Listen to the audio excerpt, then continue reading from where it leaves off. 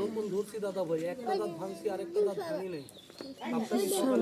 জালে বাঁচছিল, ঘেরে জাল দেয় দাদা, ওই জালে পড়ছিল, সাপটা আমি ছুটিয়ে নিয়ে আইছি। আমি ফোনাটা বের করে দিই, মাথাকে দেখে আপনারা চলে যান। আর আপনাদের একটা কথা বলে দিই, মনসা নিয়ে আইছি বলে সকালবেলায় কেউ ঠাট্টাই আর কি করবেন না, কেননা মনসা হলো কাঁচা দেবতা, জিন্দা ঠাকুর, এই মাকে দেখে টিটকারি করতে হয় না।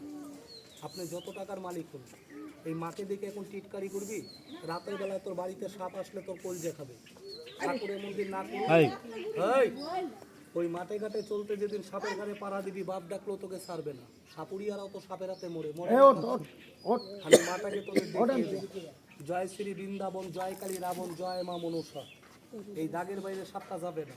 ভাই মা তো ডাকিস না, তোর মাথাটা বের কর। আর এই সাপটার নাম বলে কিং কোবরা সাপ। কি নাম বললাম? এটা টিভির মধ্যে দেখায়, ডিসকভারি চ্যানেল। এটা আমি অনেকদিন আগে ধরছি, খুলনা থেকে নিয়ে এসেছি, সুন্দরবন থেকে। এই সাপটা 12-13 হাত। এই সাপটা একটা মানুষ খাইছিল, ল্যাস কেটে গেছে। অনেক মুরব্বীরা বলে যে সাপে মানুষ খায় মাথার ল্যাস পড়ে যায়। এই সাপটার নাম বলে কিং কোবরা সাপ। এটা বিলে মানুষ পাহাড়ে থাকে। এইটার সামনে মানুষ করলে তাড়া করে কামড়ায়।